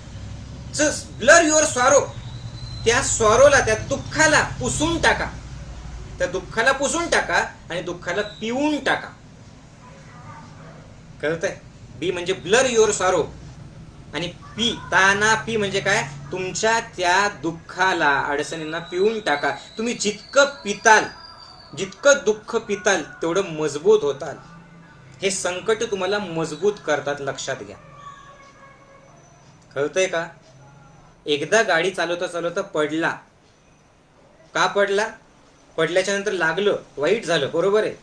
पण त्यावेळेला तुम्हाला कळालं, तुम्ही मजबूत झाले की अरे इथं ऑइल पडलेलं होतं, मी ऑइल वरतून गाडी जोरात घेतली आणि त्याच्यामुळे मी पडलो. नेक्स्ट टाइम हे पडणं तुम्हाला शिकवून जातं. त्याला तुम्ही पिऊन घेतलं, काय शिकवून जातं, पुढे जर कधी ऑइल दिसलं तर तुम्ही त्या ऑइल वरतून गाडी नेणार नाही. आणि कदाचित देह म्हणजे मरण असेल तर ते टळेल. बघा तुम्ही, समजतंय का? दुःख जो प्यायला शिकतो ना, ज्याने दुःख प्यायला शिकलं, लक्षात घ्या, जे दुःख प्यायला शिकलं ते जीवनाच्या प्रवाहात टिकलं. कळलं? टिकायचं असेल तर दुःख पिऊन घ्या, तक्रार नाही करायची. हा एक अविभाज्य घटक आहे. पण दुःख मुक्तीचा उपाय आहे हे भगवान बुद्धांनी सांगितलेलं आहे. दुःखाला कारण आहे आणि दुःखापासून तुम्ही आनंदाकडे जाऊ शकता. कळतंय? तर दुःख मुक्तीचा उपाय काय आहे? जाणीव करून घ्या, दुःखाला पिऊन घ्या. कसं प्यायचं? त्याच्या पुढचा रंग ता ना पी, पुढचा काय रंग आहे? ही. ही म्हणजे काय? आणि ही इकडे मराठीत ही आणि इकडे काय? VIBG. जी म्हणजे ग्रीन. लक्षात घ्या. आता ता ना पी ही म्हणजे काय? ही वेळ जाणार आहे. हा सगळ्या दुःखाचा फॉर्म्युला आहे. दुःख पिऊन टाका, पण कसं प्या? ही म्हणजे ही वेळ जाणार आहे.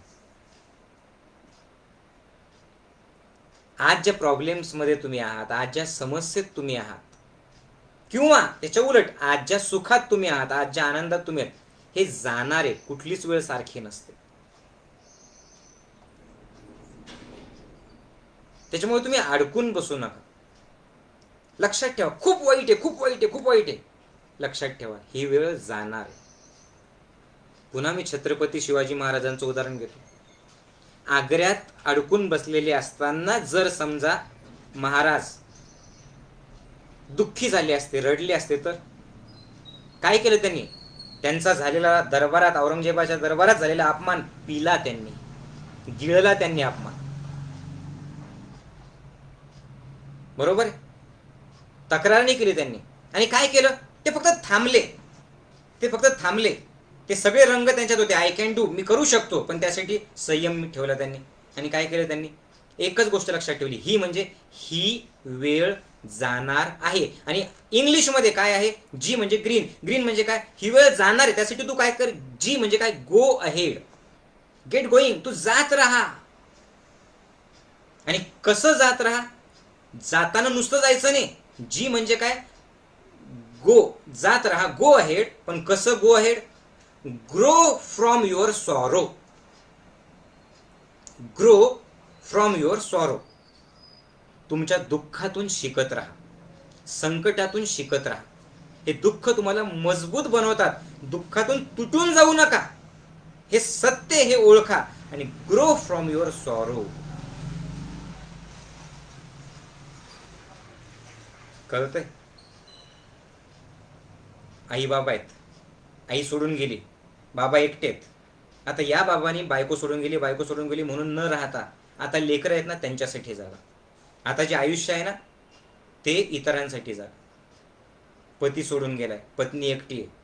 आता रडत बसू नका, दुःख आहे सोबत, पण ग्रो फ्रॉम युअर सॉरो. आता राहिलेलं आयुष्य पोरांसाठी जगा, राहिलेलं आयुष्य इतरांसाठी जगा. या जीवनात काहीतरी असं करून जा की ज्यावेळेस तुम्ही जाताल हसत हसत जायला पाहिजे, रोगांशिवाय जायला पाहिजे आणि बाकीच्या लोकांच्या डोळ्यात अश्रू पाहिजे.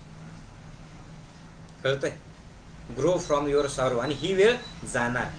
त्याच्यानंतर ता ना पी ही, त्याच्यासाठी ही वेळ जाणार आहे, त्यासाठी पुढं काय आहे? नी. ता ना पी ही नी. नी म्हणजे काय? नीट निरखून पहा स्वतःला. नीट निरखून पहा आणि आत्मपरीक्षण कर. नी म्हणजे निरखून पहा स्वतःला, नीट निरखून पहा स्वतःला. आणि इकडचा रंग कोणता आहे? वाय म्हणजे येलो. VIBGY. वाय म्हणजे काय? वाय म्हणजे एकच आहे, ते म्हणजे यू. वाय म्हणजे you have to say only yes, yes and only yes. कळतंय? एकीकडे काय बघितलं आपण? नीट निरखून पहा. नी म्हणजे नीट निरखून पहा, आत्मपरीक्षण करा. आणि वाय म्हणजे आत्मपरीक्षण कसं करायचं? Yes, yes, yes, yes. मी सगळं काही करू शकतो हे तुम्ही बघा. आणि यसचा अर्थ काय? यसचा अर्थ आहे काय नाही ते न बघता काय आहे ते बघणं. कळतंय? यसचा अर्थ आहे, यस म्हणजे नुसतं तोंडाने यस बोलणं नाही. तुम्ही सत्संग संपल्यावर वाटल्यास एक यादी करा, काय नाही ते बघतो माझ्याकडे, हे नाही, ते नाही, ते नाही. नाही म्हटलं की निराशा येते. काय आहे?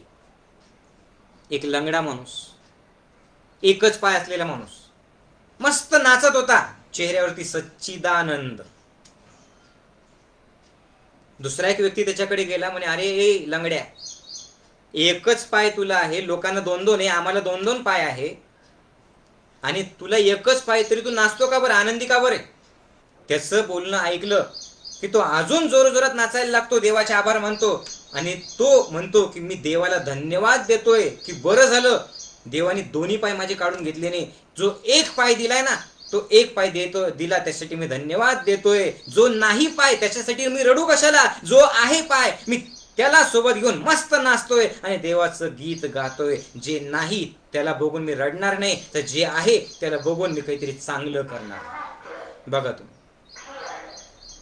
यस म्हणजे काय, काय आहे ते पाहणं. आता तुम्ही विचार करा, काय आहे तुमच्याकडे, काय नाही ते बघितलं, काय आहे, जीव आहे, सोबत आपल्या घरातले लोक आहेत, सत्संग आहे, ज्ञानयोग आहे, माऊली आहे, आणि yes you can do anything. हे नीट निरखून बघा, आत्मपरीक्षण करा, नीट निरखून बघा, आत्मपरीक्षण करा. आत्मपरीक्षण कधीपासून करायचं, कोणता मुहूर्त आहे त्याला, आत्ताचा हाच मुहूर्त आहे. या क्षणापासून स्वतःला बघा आणि स्वतःला बोला, सत्संग ऐकता ऐकता सांगा, yes I can do anything. Yes म्हणून सुरुवात करायची आहे. तुमचे जे व्हिजन आहे त्या व्हिजनसाठी हे वाय म्हणजे यस खूपच आवश्यक आहे. कळतंय? व्हिजन साठी यस आवश्यक आहे. मी थोडक्यात सांगतोय. ता ना पी ही नी, नीट म्हणजे नीट निरखून पहा. त्याच्या पुढचं काय, ता ना पी ही नी पा. इकडं आहे पा, पा म्हणजे पांढरा रंग, आणि इकडं आहे ऑरेंज रंग. मग पांढरा म्हणजे काय, पा म्हणजे काय, ताना पी ही नी पा. पण पा म्हणजे काय, नीट निरखून पहा, बरोबर आहे. पण पाचा अर्थ काय आहे, पाण्यासारखं वाहत राहा. पाचा अर्थ आहे पाहत राहा, वाहत राहा, जीवन तुझं जगत राहा. कळतंय? पाचा अर्थ आहे पाहत राहा, कसं, साक्षी भावाने यस म्हणून पाहत राहा, वाहत राहा, जीवन तुझं जगत राहा. कळतंय? आणि जो जीवन पाण्यासारखं जगत राहतो, वाहत राहतो, आपोआप त्याच्या जीवनात एक सुंदर संगीत निर्माण होतं, आणि त्या संगीताने इतर लोक सुद्धा खूप आनंदी होतात. तुम्ही जर कधी नदीकाठी किंवा एखादा धबधबा वाहतोय, त्या धबधब्याजवळ जर गेला, तो नदीच्या प्रवाहाजवळ जर गेला, तर तुम्हाला जाणवतं की त्या नदीचा प्रवाह वाहत असताना तो पाण्याचा खळखळाट मन मोहून टाकतो, बरोबर आहे. पण पाण्याचा खळखळाट मन मोहून का टाकतो? कारण पाणी वाहत असताना त्या नदीच्या पात्रातले दगड त्या पाण्याला विरोध करत असतात, बरोबर आहे. त्या नदीच्या पात्रातले दगड पाण्याला विरोध करतात. पाणी काय करतं, ते पाणी त्या दगडांकडे लक्ष न देता त्या दगडाला ओलं करतं, आणि मायेचा स्पर्श करत पुढं पुढं पुढं पुढं वाहत. त्या दगडाचा विरोध आणि पाण्याचा ओलावा, त्याच्यातून खळखळ आवाज तयार होतो, आणि मग आपोआप छान वाटतं. तसंच तुम्ही जीवन जगत असताना पुढं पुढं जात असताना विरोधक असतील, विरोध करतील, नको नको ते बोलणारे लोक असतील, नावं ठेवणारे लोक असतील, अवघड प्रसंग असतील, पण तुम्ही वाहत राहा, पाण्यासारखं वाहत राहा, जीवन तुझं जगत राहा, आनंदाने गीत गात राहा, आणि सत्संगात तू येत राहा.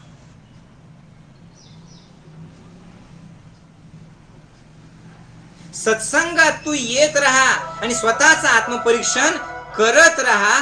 जीवन तुझं बदलत राहा, जीवन तुझं बदलत राहा, आणि संकटावर विजय मिळवत राहा, संकटावर विजय मिळवत राहा.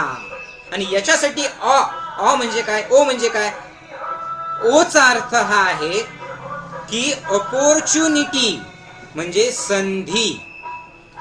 ओ म्हणजे अपॉर्च्युनिटी, म्हणजे तुम्ही जीवन जगत असताना जे लोक विरोध करतील, तुम्हाला त्रास होईल, तुम्हाला संकट येतील, तर तुम्ही हे लक्षात घ्या की ही अपॉर्च्युनिटी आहे.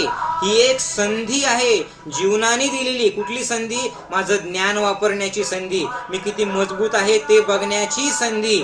हे स्वतःला बघत राहा की प्रत्येक संकट ही ऑपॉर्च्युनिटी आहे. प्रत्येक संकट, ओ म्हणजे काय, ऑनर आहे माझा. माझा हा सत्कार केला देवानी. देवाचा कुणावरतीच विश्वास नाही, देवाचा माझ्यावरतीच विश्वास आहे. म्हणून त्या देवानी मला हे संकट दिलं, ही ऑपॉर्च्युनिटी दिली, ही संधी दिली की बघ तुझ्यातली जी शक्ती ती वापरायची आहे. त्यासाठी ही संधी तुला आहे.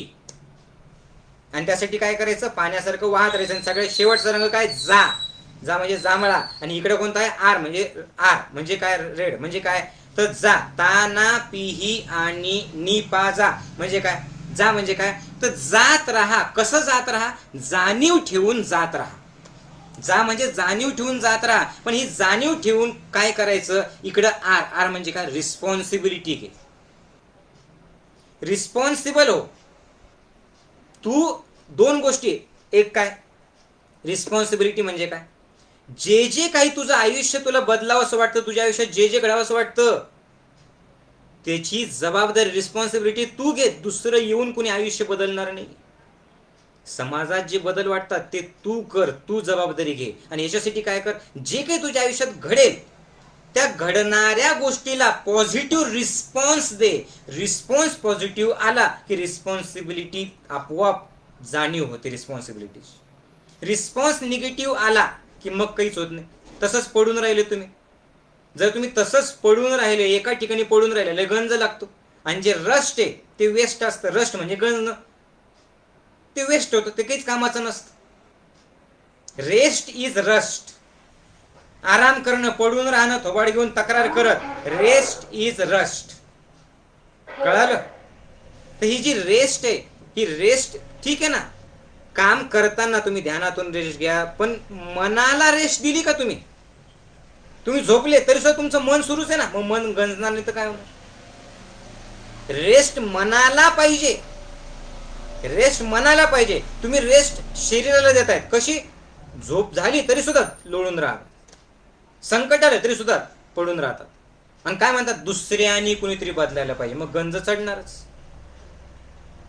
जा म्हणजे जाणीव ठेवून जात राहा. आणि शेवटचा शब्द इकडचा आर म्हणजे काय? रिस्पॉन्सिबिलिटी घे. तूच तुझं आयुष्य बदलणार आहे, ही रिस्पॉन्सिबिलिटी घे. आणि हे जर तुम्ही केलं तर आपोआप तानापिही निपाजा. ताकद ओळख. नाही यस म्हण. दुःखाला पिऊन टाक. ही वेळ जाणार आहे. नीट निरखून आत्मपरीक्षण कर. पाण्यासारखं वाहत राहा. आणि जाणीव ठेवून जात राहा. आपोआप आयुष्याचं इंद्रधनुष्य फुलणार. आणि यासाठी स्वतःची जाणीव पाहिजे. कळलं? विजन ठेवा. आय कॅन डू एनिथिंग हे लक्षात ठेवा. Blur your sorrow. आयुष्याचं हे इंद्रधनुष्य. Go ahead. येस पासून सुरुवात. ऑपॉर्च्युनिटी. आणि हे सगळं घडण्यासाठी रिस्पॉन्सिबल राहा. तुम्ही तुमची जबाबदारी घ्या. याच्यासाठीच आपलं शिबिर 5 तारखेला सकाळी 6 ते 8, 9 दिवसांचं झूम ॲपवरती ऑनलाईन शिबिर. ज्यांना ते शिबिर करायचं असेल त्यांनी पंढरी गुरुजींशी, पुष्पाताईंशी आणि सूर्यभान गुरुजींशी कॉन्टॅक्ट करा. मी शिबिर घेणार आहे. शिबिरासाठी काय काय करायचं आहे त्यांना विचारा. 70 लोकांना फक्त परवानगी आहे. रिस्पॉन्सिबल व्हा. रिस्पॉन्स योग्य द्या. आणि यासाठी रिस्पॉन्स योग्य देण्यासाठी मी काय सांगितलं?